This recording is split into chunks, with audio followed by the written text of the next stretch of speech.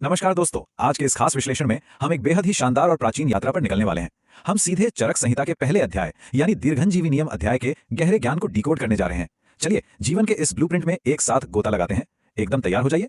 क्या आपने कभी सोचा है कि पूरे आयुर्वेद का सबसे बड़ा रहस्य क्या है? वो बस इस एक बेहद शक्तिशाली श्लोक में छिपा है, धर्मार्थ काम मोक्षाणाम आरोग्यम मूलमुत्तमम। इसका सीधा सा मतलब ये है कि जीवन के जो चार मुख्य लक्ष्य हैं ना, धर्म अर्थ काम और मोक्ष, इन्हें पाने की सबसे मजबूत नींव हमारा पूर्ण स्वास्थ्य है। मतलब बिना बेहतरीन स्वास्थ्य के कोई भी लक्ष्य हासिल करना बस नामुमकिन है। तो अब सवाल ये उठता है कि ये दिव्य ज्ञान आखिर हम तक पहुंचा कैसे? इसकी शुरुआत एकदम सबसे ऊपर से होती है, स्वयं ब्रह्मा जी से। वहां से ये ज्ञान दक्ष प्रजापति के पास आया, फिर अश्विनी कुमारों तक, और फिर देवराज इंद्र तक पहुंचा, और फिर एक लंबी और स्वस्थ जिंदगी की प्रबल इच्छा रखने वाले ऋषि भरद्वाज ने यह असाधारण ज्ञान सीधे इंद्र से हासिल किया। है ना एकदम अद्भुत हस्तांतरण। और फिर इस महान ज्ञान को पूरी मानवता तक पहुंचाने के लिए हिमालय में एक बहुत ही ऐतिहासिक संभाषा परिषद यानी एक विशाल सभा का आयोजन हुआ। आपको जानकर हैरानी होगी कि इस सभा में कुल 53 महान ऋषियों ने हिस्सा लिया था। जरा सोचिए, दुनिया के इतिहास में चिकित्सा विज्ञान के हस्तांतरण का यह कितना बड़ा और ऐतिहासिक पल रहा होगा। लेकिन रुकिए, आगे बढ़ने से पहले हमें यह समझना होगा कि आखिर ये शास्त्र खुद को परिभाषित कैसे करता है। आयुर्वेद की परिभाषा बहुत ही व्यापक है। देखिए, जिस शास्त्र में हित यानी लाभकारी, अहित यानी हानिकारक, सुख और दुख, इन चार प्रकार की आयु का और उस आयु के लिए क्या अच्छा है या बुरा, इसका एकदम स्पष्ट वर्णन होना, बस वही आयुर्वेद है। तो फिर ये आयु या जीवन असल में है क्या?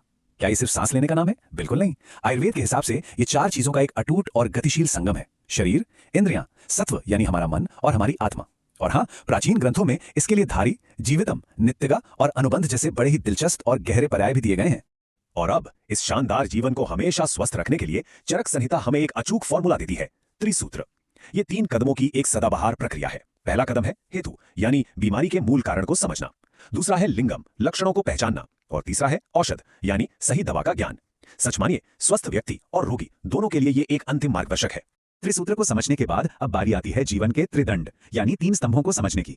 आयुर्वेद मानता है कि हमारा पूरा अस्तित्व एक तिपाई पर टिका है, और वो 3 स्तंभ कौन से हैं? सत्व यानी मन, आत्मा और शरीर।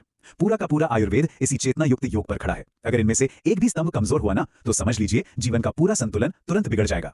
अब जब ये संतुलन बिगड़ता है तो उसके पीछे क्या होता है? उसके पीछे होते हैं दोष। और दिलचस्प बात यह है कि शरीर और मन के दोष एकदम अलग अलग होते हैं। हमारे शरीर को मुख्य रूप से 3 दोष नियंत्रित करते हैं, वायु, पित्त और कफ। वहीं दूसरी तरफ हमारे मन को नियंत्रित करने वाली जो ऊर्जाएं हैं, वो है रज और तम। शारीरिक और मानसिक स्वास्थ्य को समझने का ये कितना बेहतरीन ढांचा है। इन तीनों शारीरिक दोषों का अपना अपना एक अलग स्वभाव होता है। जैसे वायु एकदम रूखी और हल्की होती है, पित्त गर्म और तीक्ष्ण होता है, जबकि कफ भारी और स्थिर होता है। लेकिन यहाँ एक बहुत ही हैरान करने वाली बात है जिस पर ध्यान देना चाहिए। वायु और कफ दोनों में एक गुण बिल्कुल समान है, और वो है शीत यानी ठंडापन। इन्हीं सूक्ष्म गुणों को पकड़ना ही तो चिकित्सा का पहला कदम है।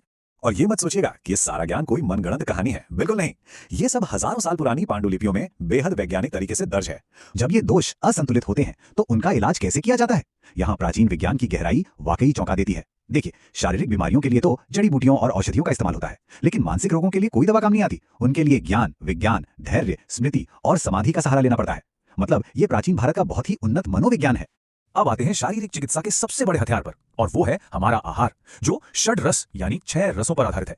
ये है मधुर यानी मीठा, अम्ल यानी खट्टा, लवण यानी नमकीन, कटु यानी तीखा, तिक्त यानी कड़वा, और कषाय यानी कसैला। और पता है, ये सिर्फ स्वाद नहीं है, ये जल, पृथ्वी, अग्नि, वायु और आकाश जैसे महाभूतों के संयोजन से बनी बहुत ही शक्तिशाली ऊर्जाएं हैं।